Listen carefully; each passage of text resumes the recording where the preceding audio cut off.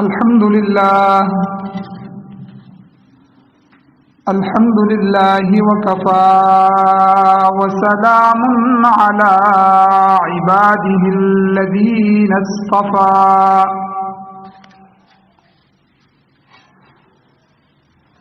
أما بعد فأعوذ بالله من الشيطان الرجيم بسم الله الرحمن الرحيم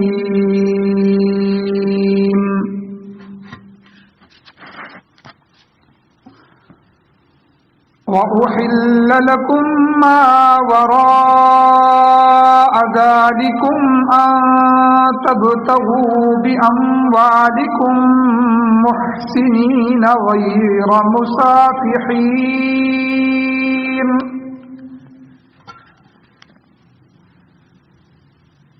فما استمتعتم به منهن فآتوهن أجورهن فريضة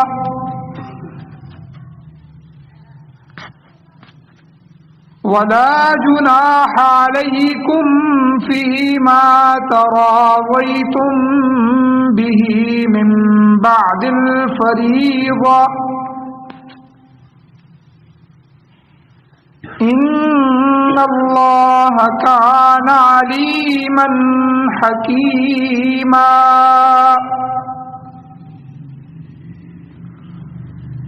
وقال الله تبارك وتعالى في مقام آخر وآتوا النساء صدقاتهن نحلة فإن طبن لكم عن شيء منه نفسا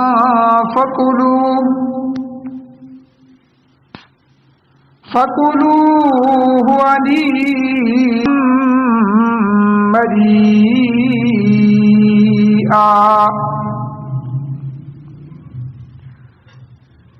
وعن زيد بن أسلم رضي الله تعالى عنه قال سمعته يقول قال النبي صلى الله عليه وسلم من نكح امرأة وهو يريد أن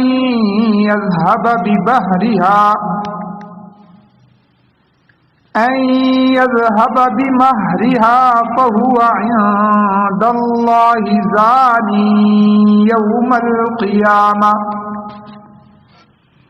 صدق الله العظيم وصدق رسوله النبي الأمي الكريم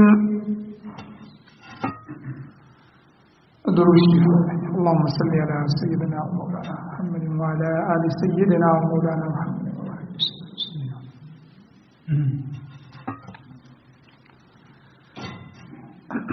میرے واجب الاحترام میرے بزرگوں، میرے دوستوں اور نوجوان ساتھیوں،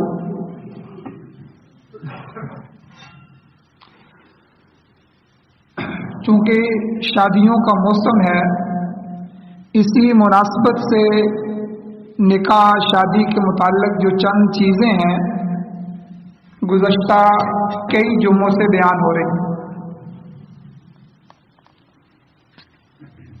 گزشتہ سے پیوستہ جو جمعہ تھا اس میں نکاح کی اہمیت، نکاح کا طریقہ اور شریعت میں نکاح کا درجہ اور مقام وغیرہ بیان ہوا، اور شادی بیاہ کے مسائل کے ہی سلسلے میں گزشتہ جمعہ منگنی کے متعلق جو شرعی امور تھے وہ تفصیلاً بیان ہوئے۔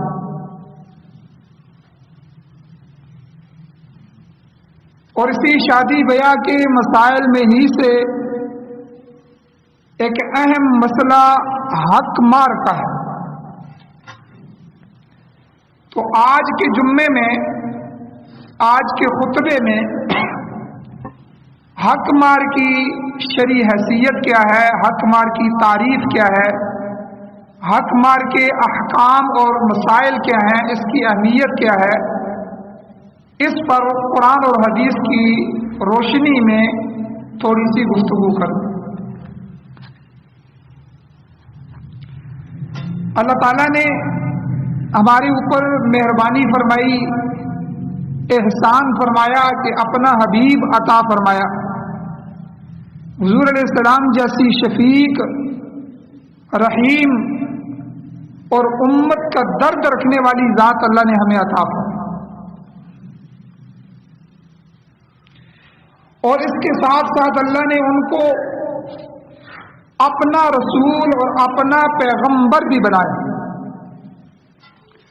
اپنا قاصد اور اپنا خلیفہ بھی بنایا، کہ مخلوق اور خالق کے درمیان کوئی ایسا واسطہ ہونا چاہیے کہ مخلوق یہ جان لے کہ خالق ہم سے کیا مطالبہ کر رہا ہے، خالق ہم سے کیا چاہتے ہیں، اور کس سے اللہ راضی ہو جاتے ہیں اور کن چیزوں سے اللہ ناراض ہوتے ہیں۔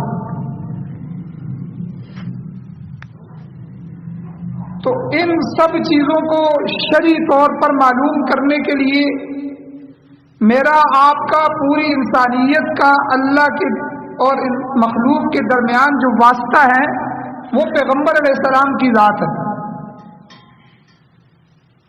حضور علیہ السلام نے آ کر ہمیں بتایا کہ اللہ نے مجھ پر وحی نازل کی ہے، مجھ پر قرآن اتارا ہے، تو اللہ یہ فرما رہے ہیں، اللہ یہ چاہتے ہیں۔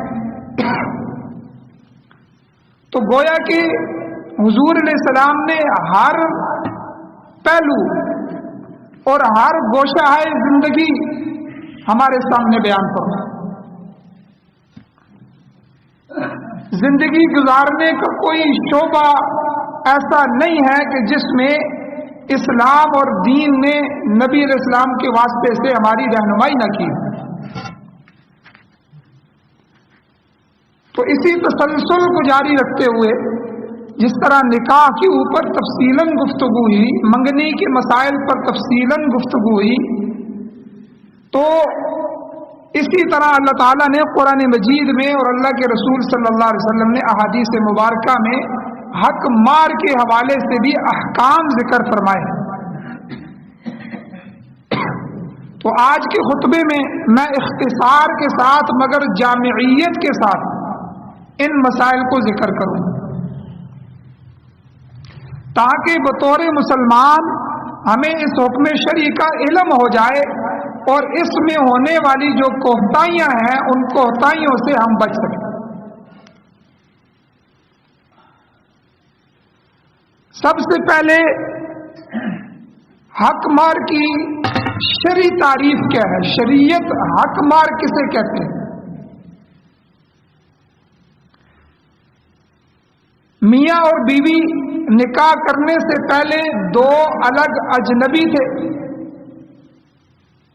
ایک ہی خاندان کے دو اجنبی ہوں یا الگ الگ خاندانوں کے دو اجنبی ہوں یا دو علاقوں کے الگ الگ دو اجنبی ہوں،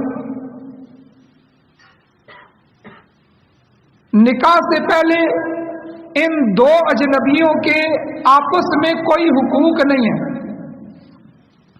کوئی خرچہ پانی نہیں ہے، کوئی ذمہ داری نہیں ہے، لیکن نکاح کرنے کی وجہ سے جب نکاح ہو جاتا ہے، رشتہ مانگ لیا جاتا ہے، رشتہ طے ہو جاتا ہے، نکاح کی مجلس قائم ہو جاتی ہے، نکاح کے بول بولے جا چکے ہوتے ہیں، ایجاب و قبول ہو جاتا ہے، تو اس ایجاب اور قبول اور حق مار کے ساتھ ہی وہ نکاح کے بندھن میں بندھ جاتے ہیں۔ اب وہ اجنبی نہیں رہتے، اب اللہ نے ان کو فرمایا کہ ہن لباس لکم وانتم لباس لہن،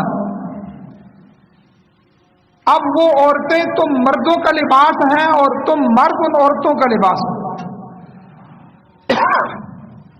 یعنی اب پہلے اجنبی تھے، الگ خاندانوں کے تھے، نکاح ہوا تو اتنی قربتیں آ گئیں کہ جس طرح لباس بدن کے سب سے قریب ہوتا ہے، میاں بیوی کے اس نکاح کے بعد دونوں آپس میں اتنے قریب آ جاتے ہیں۔ تو نکاح کرنے کی وجہ سے شوہر کو بیوی سے بہت سارے حق متعلق ہو جاتے ہیں، انہی میں سے ایک جماع کرنے کا حق ہے، اور ایک طرح کی گویا کہ خاوند کو بیوی کی ملکیت حاصل ہو جاتی ہے۔ اسی حق اور ملکیت کے بدلے میں معاوضے کے طور پر دی جانے والی کوئی چیز بھی جو ہوتی ہے اس کو شریعت میں حق مار کہتے ہیں۔ یہ حق مار کی شرعی تعریف۔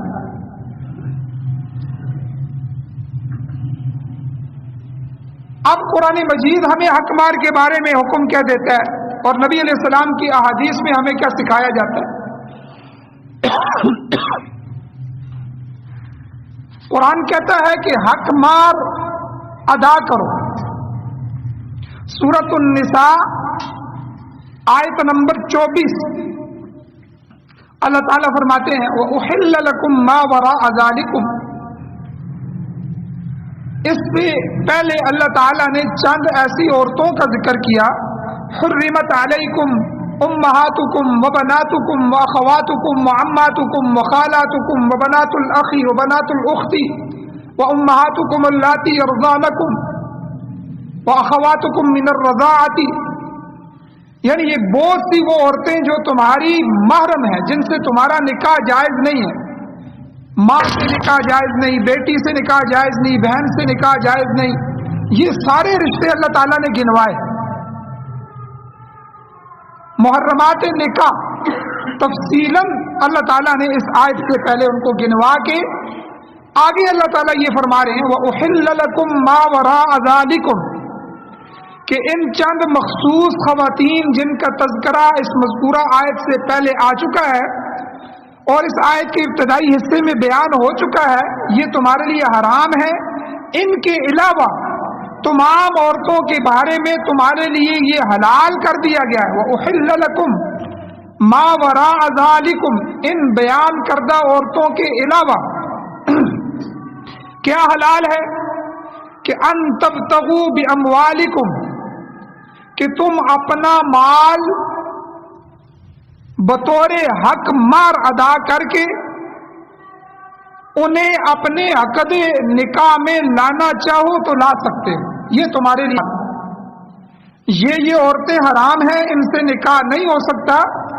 ان میں سے کچھ عورتیں ایسی ہیں کہ جو ہمیشہ کے لیے حرام ہیں، جن سے کبھی بھی نکاح نہیں ہو سکتا، کچھ ایسی ہیں جو وقتی حرام ہیں اور وہ جو وجہ ہے وہ ختم ہو جائے تو پھر ان سے نکاح ہو سکتا ہے۔ مثلا بیوی کو موجودگی میں سالی سے نکاح نہیں ہو سکتا، ایک ہی وقت میں دو بہنوں کو ایک ہی گھر میں جمع نہیں کیا جا سکتا، لیکن اگر بیوی فوت ہو جائے یا اس کو طلاق ہو جائے تو پھر سالی سے نکاح کیا جا سکتا ہے، کیونکہ یہ وجہ ختم ہو گئی ہے۔ تو ان دونوں طرح کی حرام کردہ عورتیں اللہ تعالیٰ نے تفصیلاً بیان فرما کے بعد میں فرما دیا کہ ان کے علاوہ جتنی بھی عورتیں ہیں ان سے تمہارے لیے یہ جائز کر دیا گیا ہے کہ تم اپنے مال خرچ کرو، ان کو حق مار دو اور حق مار دے کے ان کے ساتھ نکاح کا عقد کر لو، ان سے نکاح تمہارے لیے جائز۔ تو یہاں اللہ نے کیا فرمایا ان تبتغوا باموالکم، اپنے مالوں کو خرچ کر کے، تو یہاں اللہ نے حق مار کا تذکرہ فرمایا۔ اسی لیے یاد رکھیں حق مار واجب ہے، اگر حق مار نہیں رکھ سکے، نہیں طے ہو سکا تو پھر مارے مثل آ جائے گا، مار پھر بھی رکھنا پڑے گا۔ اور آگے اللہ تعالیٰ نے فرمایا کہ ان سے نکاح تو کر سکتے ہو لیکن دو شرطیں ہیں۔ شرط یہ ہے کہ محسنین غیر مصافحین، تم یہ نکاح عفت اور عزت اور پاک دامنی حاصل کرنے کے لیے کر سکتے ہو۔ نکاح کا مقصد اللہ نے بیان فرمایا، محسنین، اپنے آپ کو بچانے کے لیے، اپنی عزت کو محفوظ کرنے کے لیے، اپنے دل و دماغ کو صاف رکھنے کے لیے، شہوات سے بچنے کے لیے، ایک پاکیزہ عزت دار زندگی گزارنے کے لیے نکاح کرنا مقصد ہو۔ محسنین غیر مصافحین، عیاشی مقصد نہ ہو، جنسی شہوت کی خالی تسکین مقصد نہ ہو، اللہ نے واضح طور پر بیان فرما دیا۔ آگے اللہ تعالیٰ نے فرمایا فَمَسْتَمْتَعْتُمْ بِهِ مِنْهُنَّ، ان میں سے جن عورتوں سے تم نے نفع اٹھا لیا، نکاح کر لیا، وہ تمہارے گھر میں آ گئی، تم نے صحبت کر لی، اب کیا ہے؟ فَآتُوهُنَّ أُجُورَهُنَّ فَرِيضَةً، ان کو ان کا وہ حق مار ادا کرو جو ان کے لیے تم نے مقرر کر دیا۔ نکاح ہو گیا، رخصتی ہو گئی، اب بیوی گھر میں آ گئی، آپ نے بیوی کی ملکیت حاصل کر لی، اب تم نے جو مہر مقرر کیا ہے، قرآن کہتا ہے اب اس کو ادا کرو۔ فآتوہن اجورہن فریضہ، اب قرآن ایک مسئلے کی وضاحت کر رہا ہے، ولا جناح علیکم، اس دوران تمہارے ذمے جو ہے وہ کوئی گناہ نہیں ہے، کس بات میں؟ فیما تراضیتم بہ من بعد الفریضہ، حق مار مقرر کرنے کے بعد بھی کمی پیشی پر تمہاری آپس میں باہمی رضامندی ہو جائے تو تمہارے ذمے کوئی گناہ نہیں۔ مثلا 2 لاکھ روپیہ 3 لاکھ روپیہ حق مار لکھا گیا، اب نکاح ہو گیا، بیوی گھر میں آ گئی، خاوند کے حالات اچھے نہیں ہیں، تو بیوی نے کہا کہ چلو اس 2 لاکھ میں سے 3 لاکھ میں سے 2 لاکھ میں سے میں 1 لاکھ معاف کر دیتی ہوں، 1 لاکھ روپیہ آپ مجھے دے دو۔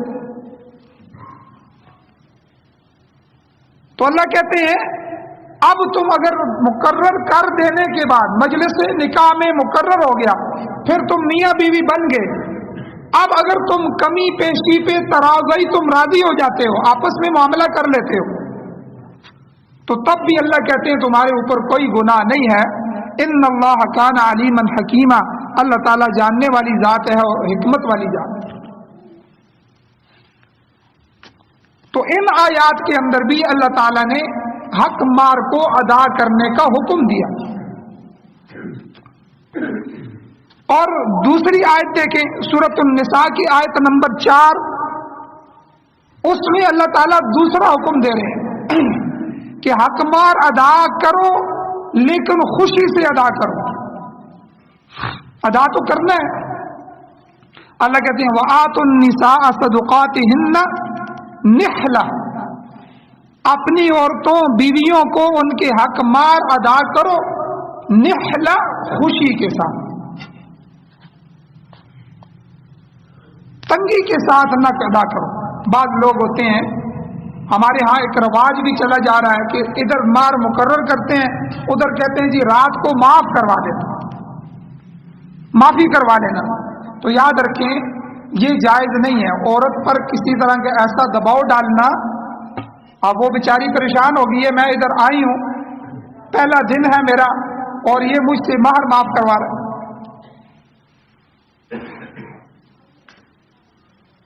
تو اللہ تعالیٰ نے فرمایا کہ یہ ان کا حق ہے، مقرر کیا ہے تو یہ حق ان کو دو۔ نحلہ تنگی کے ساتھ نہ دو، خوشی کے ساتھ ان کو ادا کرو۔ ہاں آگے اللہ نے فرما دیا فَإِن طِبْنَ لَكُمْ عَنْ شَيْءٍ مِّنْهُ، اگر وہ اس میں سے اپنی خوشی سے کوئی چھوڑ دیتی ہیں، نفساً تمہاری جان کے لیے، اپنے آپ سے، اپنی مرضی سے، اپنے خوشی سے، بغیر دباؤ کے عورت اپنے مار میں سے کوئی حصہ، کچھ حصہ تمہیں چھوڑ دیتی ہے، معاف کر دیتی ہے، نہیں لیتی، تو اللہ تعالیٰ فرماتے ہیں فَكُلُوهُ هَنِيئًا مَرِيئًا، اس میں کوئی حرج نہیں ہے، یہ تمہارے لیے جائز ہے، اس کو خوشی اور مزے کے ساتھ استعمال کرو، کھاؤ۔ یعنی دونوں پہلو اللہ تعالیٰ نے اس میں بیان فرمایا، تین چیزیں، ایک تو حکم دے دیا ادا کرو، دوسرا فرمایا خوشی سے ادا کرو، تنگی سے ادا نہ کرو، یہ ان کا حق ہے۔ جب بندہ کسی کا حق ادا کرتا ہے تو اس حق کو اپنے اوپر حق سمجھتے ہوئے کہ یہ میرے اوپر ذمہ داری تھی، میں اپنی ذمہ داری ادا کر رہا ہوں، خوشی سے ادا کروں۔ پھر تیسری بات فرمائی کہ اگر بیوی اپنی مرضی سے، اپنی خوشی سے، بغیر دباؤ کے، آپ کے پریشر ڈالنے کے بغیر کہے ہوئے وہ مہر کا کوئی حصہ یا سارا مہر معاف کر دیتی ہے، آپ سے نہیں لیتی، تو اللہ تعالیٰ فرماتے ہیں کہ فَكُلُوهُ هَنِيئًا مَرِيئًا، مزے سے خوشی کے ساتھ کھاؤ، وہ تمہارے لیے حلال۔ یہ تو حق مار کے بارے میں قرآن مجید کا وہ حکم ہے جو آپ کے سامنے میں نے بیان کیا کہ حق مار جب رکھا جائے تو ان چیزوں کا خیال رکھا جائے کہ حق مار دینا ضروری ہوتا ہے۔ یہ جو کچھ ہم لکھیں گے لڑکی کے لیے، یہ لڑکی کا حق ہو جاتا ہے، لڑکی اس کی مالک ہو جاتی ہے۔ مکان لکھا تو مکان لڑکی کا ہو گیا، لڑکے کا نہیں ہے۔ پیسے لکھے تو پیسے لڑکی کے ہو گئے۔ سونا زیور اگر لڑکی کے نام مار کے خانے میں لکھ دیا، اب وہ بیوی کا ہو گیا۔ بیوی چاہے تو اپنی بہن کو دے دے، بیوی چاہے تو بازار میں جا کے بیچ دے، بیوی چاہے تو بیچ کے خاوند کو کاروبار شروع کر دے، بیوی چاہے تو اس کو اللہ کے راستے میں صدقہ کر دے۔ مالک ہونے کا یہ مطلب ہے کہ یعنی اس کو اختیار ہو گیا، اب یہ اس کی ملکیت میں چلا گیا۔ اسی لیے اللہ نہ کرے جب طلاق ہو جاتی ہے تو پہلے تو ہم مکان لکھا دیتے ہیں، ہم یہ ساری چیزیں لکھا دیتے ہیں، جب طلاق ہو جاتی ہے تو پھر عدالتوں کے چکر کاٹتے ہیں کہ یہ مکان ہم سے نہ جائے۔ بھائی تمہیں شریعت نے کب کہا تھا اپنے وسعت، اپنی پسلی سے زیادہ حق مار لکھاؤ؟ بڑی مشکل سے والدین اپنے بچوں کے لیے مکان بناتے ہیں، اور جب بن جاتا ہے تو اس کو بیوی کے نام کر دیتے ہیں۔ ہاں اگر اللہ نے آپ کو وسعت دی ہے، کئی مکان آپ کے بنے ہوئے ہیں تو دینے بھی چاہیے، شریعت نے منع بھی نہیں کیا، رقم بھی دو، سونا بھی دو، سب کچھ دو، لیکن محض رسم و رواج، رسم سمجھ کے اس کو نہ ادا کرو کہ چلو جی لکھ لو، پھر دیکھا جائے گا کس نے لینا ہے، کون سا دینا ہے۔ اب اس بارے میں ایک سخت حدیث ہے جو میں آپ کے سامنے بیان کرنا چاہتا ہوں۔ یہ شرعی مسئلہ بھی ہو گیا، حدیث بھی ہوگی کہ حق مار کی نیت کے بغیر نکاح پر اللہ کے نبی نے وعید ارشاد فرمائی ہے۔ حق مار شوہر کے ذمے بیوی کا ایسا حق ہے جو واجب ہے، جو شخص اس کی پرواہ نہیں کرتا، شریعت نے اس کے لیے بہت سخت سزا اور بہت سخت وعید ذکر فرمائی۔ حضرت زید رضی اللہ تعالیٰ عنہ سے روایت ہے، کہتے ہیں میں نے قال سمعت، میں نے نبی کریم صلی اللہ علیہ وسلم سے سنا، قال النبی صلی اللہ علیہ وسلم، حضور ارشاد فرما رہے تھے۔ کیا ارشاد فرمایا؟ ذرا کان کی کھڑکیاں کھول کے سن۔ ہمارے معاشرے میں آج کل یہ بڑا رواج ہے، کئی غریب لوگوں کے نکاح میں نے پڑھائے ہیں، کئیوں کو میں نے کہا بھی ہے کہ بھائی آپ مکان نام نہ کروائیں، کہتے ہیں کہ بعد میں کس نے دینا ہے، آپ لکھنا ہی ہے، لکھ دیں۔ حضور نے فرمایا، صحابی کیا فرماتے ہیں، میں نے سنا حضور فرما رہے تھے، من نکح امرأۃ، جو آدمی کسی عورت سے نکاح کرتا ہے، وَهُوَ يُرِيدُ أَن يَذْهَبَ بِمَالِهَا، اور اس کے دل میں حق مہر دینے کا ارادہ نہیں ہے، نکاح کر رہا ہے لیکن دل میں ارادہ ہے کہ ہم نے کون سا حق مہر دینا ہے، لکھ لو، تو حضور نے بڑا سخت جملہ فرمایا۔ حضور نے فرمایا فَهُوَ عِندَ اللَّهِ زَانٍ يَوْمَ الْقِيَامَةِ، تو ایسا شخص قیامت کے دن اللہ تعالیٰ کی بارگاہ میں زانی کی حیثیت سے پیش ہو۔ کیونکہ بغیر رقم کے، بغیر مہر کے یہ تو زنا ہوتا ہے. نکاح کے ساتھ اللہ نے مہر کو واجب کر دیا ہے، اور مہر کا مطلب ہے کہ آپ کی ہڈی پسلی استطاعت کے مطابق، زیادہ استطاعت ہے تو زیادہ بھی دے سکتے ہیں، کم ہے تو کم دے سکتے ہیں. اگر بندہ اپنی استطاعت سے خارج ہو کے مہر کی رقم لکھاتا ہے، یا مہر کے اندر مکان لکھا لیتا ہے، یا مہر کے اندر زیورات کی بہت بڑی تعداد لکھا دیتا ہے، اور کیا فرمایا حضور نے، نکاح کرتے ہوئے اس کا ارادہ یہ ہوتا ہے کہ وہ یرید ان یذهب بماریا، کہ وہ اس کا مار لے جائے گا، اس کو کوئی فکر نہیں ہے اس نے کون سا ادا کرنا ہے، نیت ادا کرنے کی نہیں ہوتی، تو اللہ کے دربار میں قیامت والے دن وہ زانی ہو کے شریک ہو.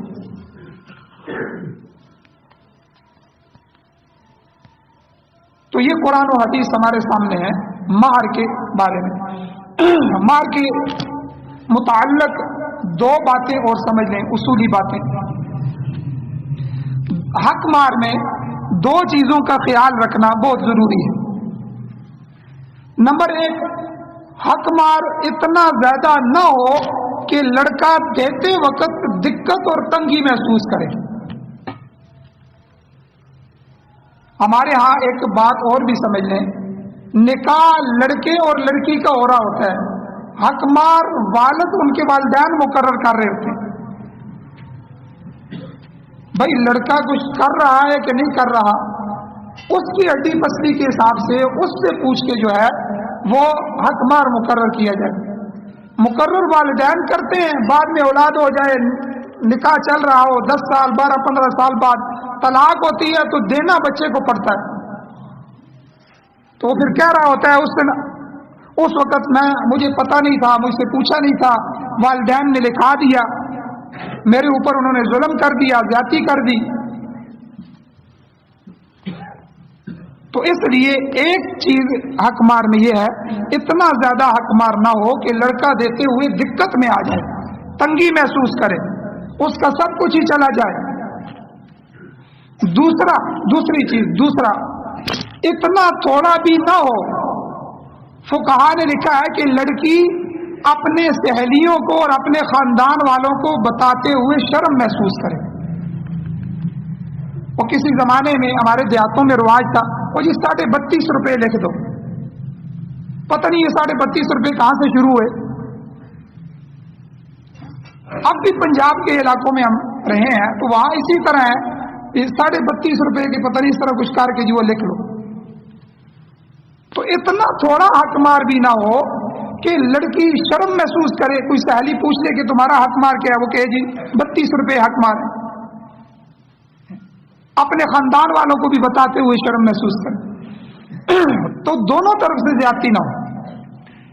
آپ کی وسعت ہے، آپ کی طاقت ہے، آپ کو اللہ نے مال دیا ہے، تو اپنی وسعت اور طاقت کے مطابق لڑکی کے لیے اچھا حق مہر لکھا جائے. لیکن اگر لڑکے کی ہڈی پسلی نہیں ہے، اس کی طاقت اور وسعت نہیں ہے، تو اس کا مکان اٹھا کے لڑکی کے پلے نہ ڈال دیا جائے. خود آپ نے اس کے لیے بنایا ہو یا خود اس نے بنایا ہو، بڑی مشکل سے تو آدمی پوری زندگی میں ایک مکان تیار کرتا ہے. تو دونوں صورتوں میں یہ دونوں اصولی باتیں یاد رکھنی چاہیے کہ لڑکے کا بھی خیال ہو، لڑکی کا بھی خیال.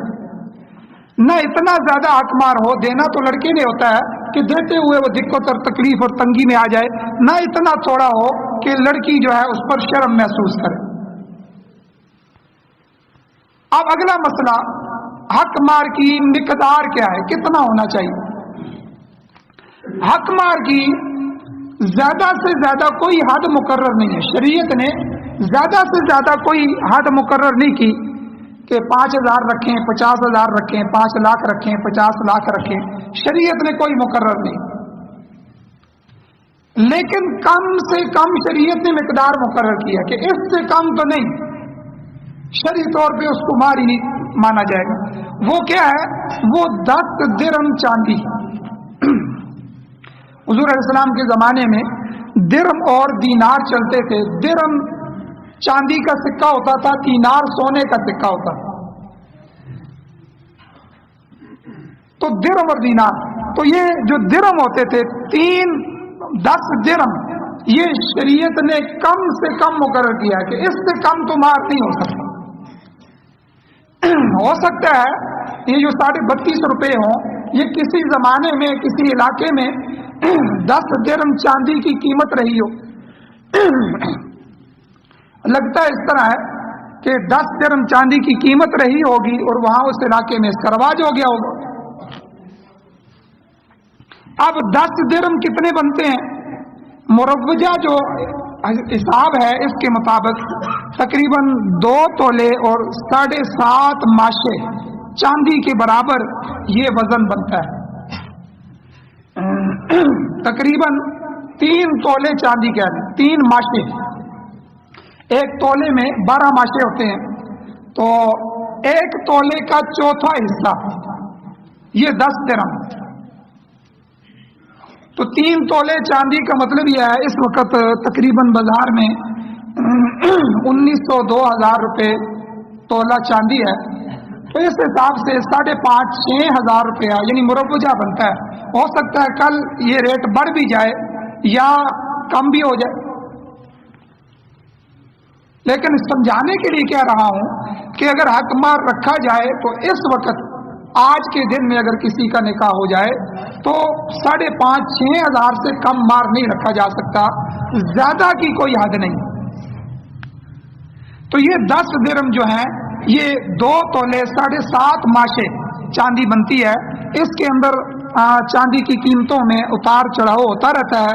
اس لیے جس وقت نکاح کرنا ہو اس وقت مالیت بازار سے معلوم کر لینی چاہیے کہ آج چاندی کا ریٹ کیا ہے. تو یہ تو ان خاندانوں کے لیے ہے کہ جو بالکل غریب ہیں،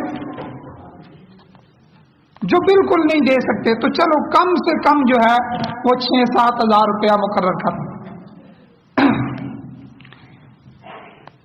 اور ایک بات اور بھی یاد رکھیں، حضور علیہ الصلوۃ والسلام کی حدیث ہے، ام المؤمنین حضرت عائشہ صدیقہ رضی اللہ تعالی عنہ سے روایت ہے کہ ان النبی صلی اللہ علیہ وسلم قال، نبی علیہ الصلوۃ والسلام نے ارشاد فرمایا، اعظم النساء برکتا ایسرہن صداقا، کہ سب سے زیادہ برکت والی عورت وہ ہے جس کا حق مار آسانی والا ہو. یعنی گویا کہ حضور نے اس کو برکت کی دعا کی. اب آسانی کتنی ہے؟ یہ وسعت ہے. علماء نے لکھا ہے آسانی کا مطلب وسعت ہے. جس آدمی کے پاس جس حساب سے مال ہے، جو طاقت ہے، جو وسعت ہے، اس کے حساب سے وہ زیادہ رکھے یا کم رکھے فوراً ادا کر دے. تو جس میں آسانی ہوگی وہ عورت نکاح کے حساب سے برکت والی ہوگی. حضرت عمر رضی اللہ تعالیٰ عنہ کا ایک واقعہ آتا ہے نکاح کے سلسلے میں. حضرت عمر رضی اللہ تعالیٰ عنہ کے دل میں خیال آیا کہ لوگ بڑے بڑے مار رکھ رہے ہیں. چونکہ آپ امیر المؤمنین تھے، خلیفہ وقت تھے، خلیفہ وقت کی بہت ساری ذمہ داریاں ہوتی ہیں. تو انہوں نے کہا کہ اس مار کے زیادہ ہونے پر پابندی لگانی چاہیے اور کوئی ایک نقطہ طے کرنا چاہیے کہ اس سے زیادہ مار نہ رکھا جائے. ابھی میں نے پہلے بتایا ہے کہ شریعت نے زیادہ مار کی حد نہیں رکھی، لیکن حضرت عمر رضی اللہ تعالیٰ عنہ نے اس کی حد مقرر کرنی چاہیے. تو اس کے لیے ان کے دل میں خیال آیا کہ نبی علیہ الصلوۃ والسلام نے اپنی بیٹیوں کا نکاح کیا یا آپ نے اپنی بیویوں سے نکاح کیا، تو بیٹیوں کے لیے جو مہر طے کیا، بیویوں کو جو مہر دیا، یہ تو سنت بھی بن جاتا ہے. تو اسی کو ہم طے کر لیتے ہیں، تو اس سے زیادہ کوئی بھی نہ دے. تو اب آپ اس مسئلے کو سمجھانے کے لیے ممبر پر کھڑے ہوئے، اللہ کی حمد و ثنا کی، اور آپ نے یہ خطبہ ارشاد فرمایا کہ لوگوں، عورتوں کے مہنگے مہنگے حق مار مقرر نہ کرو. مجھے کسی کے بارے میں یہ پتہ نہ چلے کہ وہ نبی صلی اللہ علیہ وسلم سے زیادہ حق مار دیتا ہے.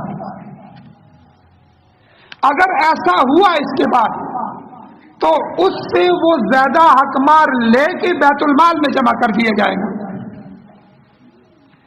اب حضرت عمر رضی اللہ عنہ نے یہ بات تو کر دی.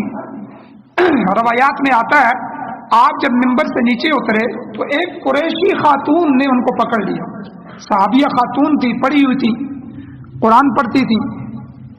अब जिस तरफ उस खातून की तवज्जो गई कुरान की आयत की तरफ, हजरत उमर रजी अल्लाह तआला अन्हु की तवज्जो नहीं जा सकी। उसने कहा कि अमीरुल मोमिनीन मुझे माफ करना, मैं आपसे एक बात पूछना चाहती हूँ, अल्लाह की किताब कुरान मजीद ज्यादा लायक है कि उसकी इत्तिबा की जाए, या आपकी बात ज्यादा लायक है कि उसकी इत्तिबा की जाए? हज़रत उमर परेशान हो गए। उन्होंने कहा कि भाई अल्लाह की किताब सबसे ज्यादा अहम है, उसको सामने रखा जाए। आप ये सवाल मुझसे क्यों पूछ रही हैं, वजह क्या है? उस कुरैशी खातून ने कहा कि आपने अभी अभी लोगों को खुतबा दिया और एक हुक्म नाफिज किया है कि महंगे हक मार देने से आपने मना किया। हालांकि अल्लाह ताला तो अपनी किताब कुरान मजीद में फरमा रहे हैं, फरमाया कि अगर तुम एक बीवी के बदले दूसरी बीवी से निकाह करना चाहो, वह आतई तुम इहदाहुन्ना किंतारन फला ताखुजू मिन्हु शैआ, तो अल्लाह ताला ने फरमाया कि आप दूसरा निकाह करना चाहते हैं, एक बीवी को छोड़ना चाहते हैं, तो उसको आपने पहाड़ों जितना मार भी दिया हो, अल्लाह किंतारन का लफ्ज कुरान में ला रहे, ढेर सारा मार भी उसको दे चुके हो, तो उससे तुम वापस नहीं ले सकते, कुछ भी ना लो। हजरत उमर रजी अल्लाह ताला ने वो बात सुनी तो सुनकर 3 दफा तवाज़ुअन इंकिसारी के साथ फरमाया कि हर शख्स उमर से ज्यादा समझदार है, ये मैंने क्या कर दिया, उमर से लोग ज्यादा समझदार। यानी गोया कि अपने उस बात की तरफ तवज्जो होगी। तो दोबारा मिंबर पर गए, लोगों को जमा किया और उन्होंने कहा कि इस्लाम ने इख्तियार दिया है कि मार रख सकते हो, ज्यादा मार की कोई जो है वो मिकदार इस्लाम ने मुकर्रर नहीं की, लेकिन अपनी वुसअत के मुताबिक रखो, जिसको बाद में अपनी उस बीवी को दे भी सको, अगर नहीं दोगे तो फिर अल्लाह के यहां मुजरिम होगे।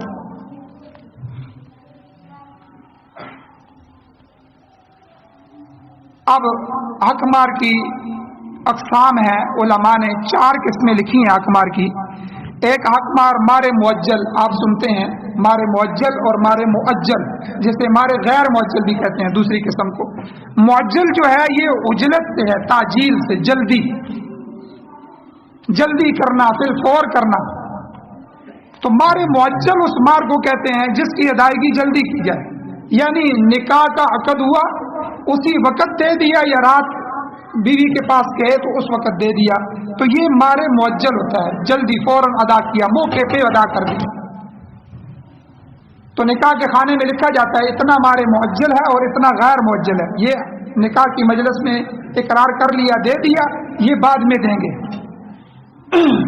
तो दूसरा मारे मुअज्जल, मुअज्जल ताजील से, अजल, अजल कहते हैं वक़्त मुकर्रर करना, मुद्दत मुकर्रर करना, मियाद मुकर्रर करना। तो यानी जिसकी अदायगी जल्दी ना की जाए बल्कि उसके लिए बाद में मियाद और मुद्दत मुकर्रर कर। तीसरा मारे मुसम्मा है कि निकाह के मौके पर हकमार की मिकदार और अदायगी का वक़्त मुकर्रर कर दिया जाए कि मिकदार कितनी है और देना कब है। असल हकमार में यही है, असल यही है कि जब निकाह हो रहा हो कि हम ये 2 तोले सोना देंगे, ये दे दिया, बस सामने 2 तोले सोना हकमार है, ये दे दिया, मुकर्रर किया, दे दिया। असल अगर नहीं दे सकते कि भाई 2 तोले सोना लिख लें, अभी मार मुअज्जल नहीं है, बाद में गैर मुअज्जल है यानी मुअज्जल है, इसकी हम बाद में अदायगी कर देंगे।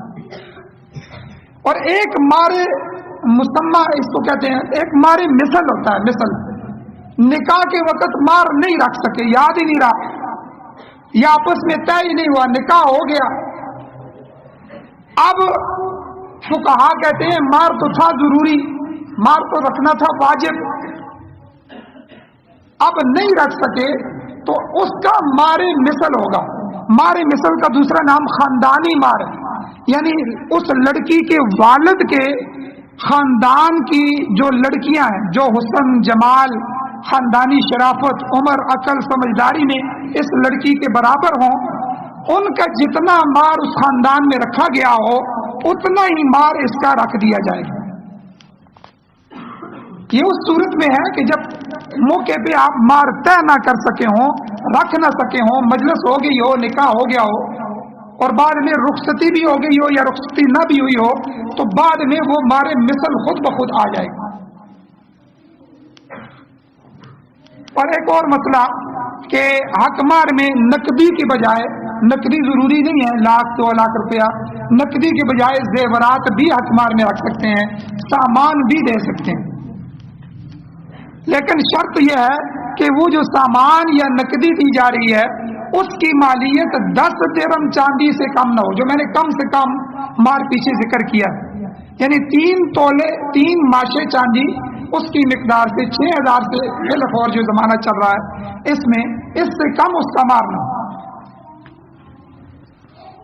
اور اسی طرح علماء نے لکھا ہے کہ مثال کے طور پر اگر رخصتی نہیں ہوئی، ایک مسئلہ اور بھی ہے، نکاح ہو گیا، رخصتی ابھی نہیں ہوئی تو رخصتی سے پہلے طلاق ہو جائے، کئی صورتیں کبھی ایسی بھی ہوتی ہیں، جھگڑا ہو جاتا ہے یا کچھ اور معاملات ہو جاتے ہیں، نکاح ہو چکا تھا، رخصتی نہیں ہوئی، تو طلاق کی صورت میں حق مار کیا ہوگا؟ حق مار تو لکھا گیا ہے۔ تو اس میں 2 چیزیں ہیں کہ رخصتی نہیں ہوئی یا خلوت صحیحہ نہیں ہوئی۔ خلوت صحیحہ ایسی تنہائی کو کہتے ہیں کہ ایسی تنہائی زوجین کو مل جائے نکاح کے بعد، لڑکی لڑکے کو، کہ اگر وہ حقوق زوجیت ادا کرنا چاہیں تو کر سکے، کوئی ان کو روکے نہ۔ اتنی خالی تنہائی میں بیٹھ جانا بھی اگر مل گیا تو پھر اس پر پورا مار ہوگا۔ اگر اتنا بھی نہ ملا، رخصتی بھی نہ ہوئی اور خلوت صحیحہ بھی نہ ہوئی، تو پھر آدھا مار دینا پڑے گا، یہ رخصتی سے پہلے طلاق کی صورت میں، آدھا مار پھر بھی عورت کا حق ہے۔ اب ایک اور مسئلہ ہے، جلدی سے بیان کر دیتا ہوں، مار فاطمی کہتے ہیں جی جو مار فاطمی ہے وہ مقرر کر دیا جائے، تو یاد رکھیں نبی علیہ السلام کی اکثر جو ازواج مطہرات ہیں، بیویاں ہیں اور آپ کی جو بیٹیاں ہیں، ان کا حق مار 12 اوقیہ چاندی تھی، تو 40 درہم ایک اوقیہ چاندی میں آتے ہیں، تو اس حساب سے تقریباً 500 درہم بنتے ہیں۔